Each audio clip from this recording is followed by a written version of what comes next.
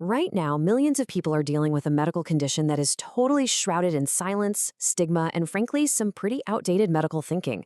Welcome to This Explainer. Today, we're diving straight into the science, the very real human impact, and the massive leaps forward we're finally seeing in the treatment of uterine fibroids. To really wrap our heads around the gravity of this issue, we need to ground our data in reality. Consider this clinical vignette. We have a 33-year-old Black PhD student who goes to her primary care clinician. She's suffering from incredibly heavy menstrual bleeding, literally going through 8 or 9 tampons a day during her heaviest days. She's dealing with severe abdominal bloating, and she's exhausted from iron deficiency anemia. And crucially, this is the big thing. She hopes to pursue pregnancy in exactly 2 years. So how do you treat her without compromising her future?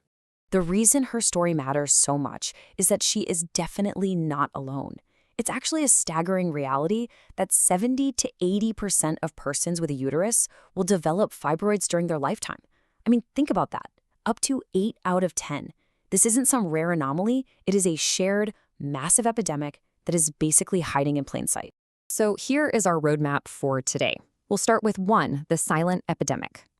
2, diagnosis and imaging. 3, medical treatment breakthroughs. 4, uterine-sparing interventions. 5, rethinking the hysterectomy. And finally, 6, the management algorithm. First up, Section 1, the silent epidemic, suffering in the shadows. So what exactly are we talking about here? Uterine fibroids, or leiomyomas, if we're being clinical, are non-cancerous masses that grow directly in the muscle tissue of the uterus. They are absolutely notorious for causing heavy, prolonged menstrual bleeding and profound pelvic pressure. Because they can grow quite large, sometimes the size of a melon, they actually compress the surrounding structures inside the body, which leads to issues like bowel and bladder dysfunction. They are also notably the #1 leading indication for hysterectomies worldwide. But the suffering goes way beyond just the physical toll. Because of this lingering societal stigma around talking about menstruation, a lot of patients just don't realize their experience isn't normal, so they suffer in the shadows. Getting a proper diagnosis can easily take 5 years, with some people waiting more than 8 years just to find out what's wrong. And the psychological toll? It's immense. In qualitative studies, 95% of persons with symptomatic fibroids reported experiencing depression, worry, anger, and major body image distress. We also have to talk about the data on who this affects most, because the racial disparities here are really stark. Compared to white persons, Black persons experience an earlier onset of fibroids and face a significantly higher cumulative risk of symptoms. They present with much more severe disease and carry a higher likelihood of eventually requiring a surgical hysterectomy. This is a vital piece of the clinical puzzle we have to understand if we want to design fair and effective care pathways, ensuring absolutely no demographic gets left behind. All right, moving on to Section 2, diagnosis and imaging, making the invisible visible. We mainly rely on 2 primary tools to make the invisible visible. The first is a transvaginal ultrasound. This is generally our most cost-effective frontline method. It easily confirms the presence, size, and number of fibroids. But then we have the sagittal MRI scan. An MRI gives us this incredibly high-resolution map of the pelvic structures.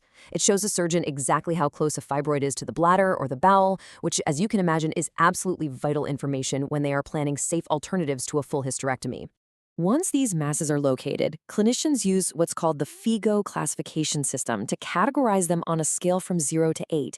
It's actually pretty straightforward. Lower numbers mean the fibroid is closer to the inner lining of the uterus, the endometrium. Higher numbers mean it's pushing outward toward the serosa, the outer surface. So doctors don't just say you have a fibroid. They use this exact map to precisely tailor the right medical or surgical treatment for that specific patient. Section 3, medical treatment breakthroughs, beyond traditional contraceptives. For the longest time, the first line of defense was just traditional contraceptive hormones, even though the evidence for them helping severe fibroids was pretty low quality. But the real game changer lately has been the introduction of oral GnRH antagonist combinations, like elagolix and relugolix. These drugs are honestly incredible. They can reduce heavy menstrual bleeding by 50 to 75%. Plus, they reduce pain by up to 50%. They work by rapidly inhibiting ovarian steroid production, but they combine that with just enough estrogen and progestin to keep side effects like hot flashes and headaches remarkably low. It's a huge step forward. Which leads us right into Section 4, uterine-sparing interventions, targeted relief. Now, if we need to escalate care, we actually have these amazing advanced procedures that purposely leave the uterus completely intact. We're looking at modern marvels of abdominal approaches here.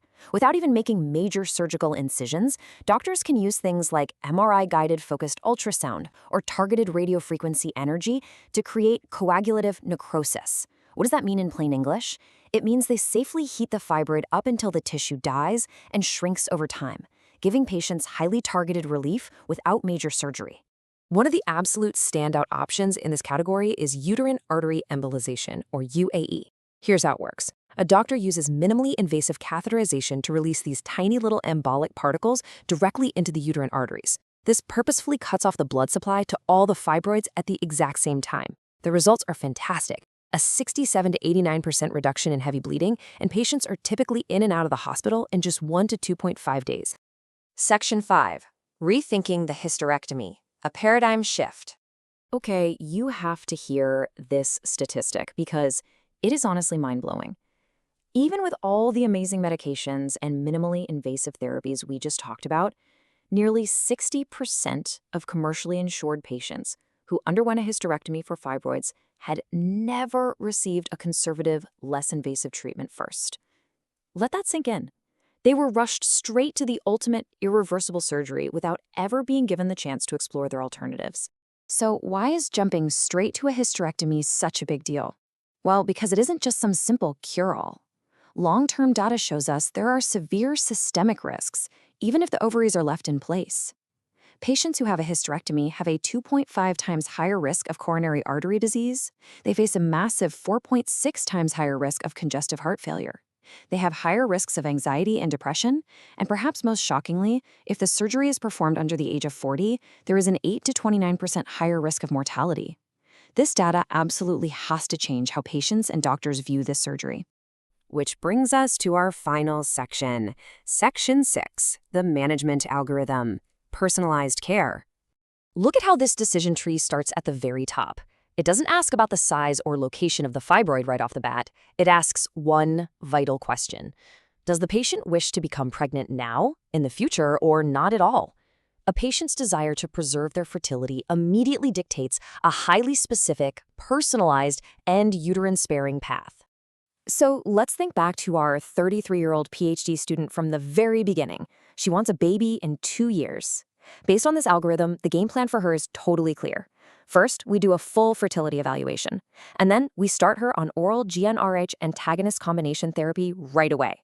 This is going to stop her massive bleeding, allow her to actually finish her PhD without being tied to a bathroom, and vitally, it protects her uterus and preserves her dreams of starting a family.